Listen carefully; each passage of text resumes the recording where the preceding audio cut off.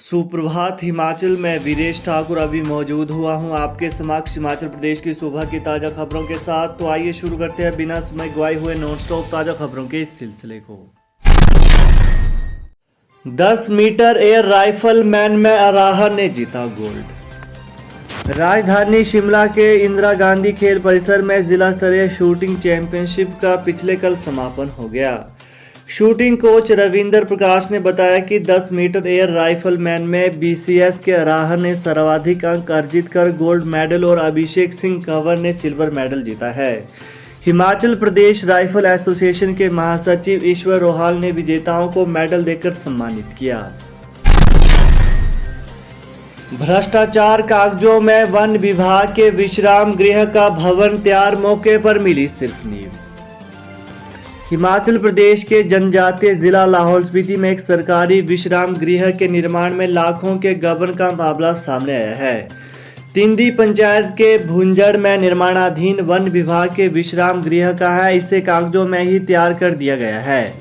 One विभाग के record के मुताबिक इस कार्य पर करीब 14 लाख का बजट खर्च किया गया है। विजिलेंस टीम ने मौके का निरीक्षण करने के बाद पाया कि अभी तक विश्राम गृह की नींव ही डीपीसी रखी गई है। वहीं विजिलेंस का दावा है कि विश्राम गृह के निर्माण में फर्जी बिल पेश कर 3 आरोपियों ने 4,86,800 रुपये का गबन किया है। इसमें सीमेंट के 200 बैग भी शामिल होने की बात सामने आई है। अधिसूचना जारी। हिमाचल में 4 नए औद्योगिक क्षेत्र बनाए। मेडिकल डिवाइस पार्क के लिए दी 1917 बीघा जमीन। हिमाचल प्रदेश में 4 नए औद्योगिक क्षेत्रों में अब नए उद्योग स्थापित हो पाएंगे। प्रदेश के पहले मेडिकल डिवाइस पार्क के लिए सरकार ने 1917 बीघा जमीन दे दी है। हाल ही में केंद्र सरकार ने प्रदेश को मेडिकल डिवाइस पार्क स्थापित करने को मंजूरी दी है। इस पार्क में मेडिकल क्षेत्र में उपयोग होने वाले उपकरणों का उत्पादन किया जाना है। वहीं हिमाचल प्रदेश के सोलन जिले के नालागढ़ क्षेत्र में नए औद्योगिक क्षेत्र अधिसूचित भी कर दिए गए हैं। पुलिस कांस्टेबल भर्ती पेपर लीक मामले में 7 और गिरफ्तार, 3 हिरासत में लिए। हिमाचल प्रदेश पुलिस कांस्टेबल भर्ती की लिखित परीक्षा के पेपर लीक मामले में पुलिस ने पिछले कल 7 और लोगों को गिरफ्तार किया है। इसके अलावा हमीरपुर पुलिस ने जिले के गांव बटरान से बाप बेटे समेत 3 लोगों को हिरासत में लिया है। इनमें एक अभ्यर्थी के नकल में संलिप्त होने और उसके पिता व एक अन्य व्यक्ति पर उसकी मदद करने का शक है। मामले में अब तक 13 आरोपी गिरफ्तार किए जा चुके हैं, जिनमें 2 के नामों का खुलासा नहीं हो पाया है। दूसरी ओर बात करें तो राज्य सीआईडी ने थाना भराड़ी शिमला में 3 लोगों के खिलाफ धारा 420 और 120B के तहत एफआईआर दर्ज की है। इससे पहले पुलिस ने जिला कांगड़ा के गग्गल थाने में 6 लोगों के खिलाफ एफआईआर दर्ज की थी। वहीं मंडी में पिछले कल 50 अभ्यर्थियों से पूछताछ की गई। इनमें मामा भांजा 2 अभ्यर्थियों के 90 में से 74 अंक आए हैं। ऊना में 6 अभ्यर्थियों व उनके अभिभावकों के अलावा चंबा में भी एक अभ्यर्थी से पिछले कल पूछताछ की गई है। ऊना में परसों को भी 12 अभ्यर्थियों और उनके अभिभावकों से पूछताछ की गई थी। रानीताल से हमीरपुर तक 1,146 करोड़ से बनेगा 4 लेन। नागपुर की कंपनी करेगी निर्माण। मटोर शिमला 4 लेन के निर्माण की कवायद तेज हो गई है। कांगड़ा के रानीताल से हमीरपुर तक 1,146 करोड़ की लागत से 4 लेन बनेगा। इसका काम नागपुर की एनजी कंपनी को सौंपा गया है। 37 किलोमीटर लंबे 4 लेन के इस दूसरे चरण को एमओयू साइन होने के बाद 2 साल के भीतर बनाना होगा। वहीं इस मार्ग को डबल लेन विद पेवर्ड शोल्डर बनाया जाएगा। इसमें 2 पहिया वाहनों के लिए दोनों और अलग लेन होगी। हिमाचल प्रदेश विधानसभा परिसर के बाहर खालिस्तानी बैनर लगने के मामले में पन्नू पर यूपीए के तहत मामला दर्ज। धर्मशाला में हिमाचल प्रदेश विधानसभा परिसर के मुख्य द्वार और दीवारों पर खालिस्तानी झंडे लगाए जाने के मामले में सिख फॉर जस्टिस के प्रमुख गुरपंतवंत सिंह पन्नू के खिलाफ आतंकवाद विरोधी कानून और अन्य दंडात्मक अपराधों के तहत मामला दर्ज किया गया है। वहीं हिमाचल और अन्य पड़ोसी राज्यों के कुछ हिस्सों में खालिस्तान समर्थक गतिविधियों और 6 जून को खालिस्तान जनमत संग्रह दिवस के रूप में घोषित करने के बीच डीजीपी संजय कुंडू ने प्रदेश की सीमा को सील करने और संवेदनशील और भीड़-भाड़ वाले स्थानों पर सुरक्षा कड़ी करने का भी आदेश दिया है। एचआरटीसी की बढ़ेंगी मुश्किलें, 7 को मुख्यालय में सांकेतिक धरना प्रदर्शन करने की भी चेतावनी।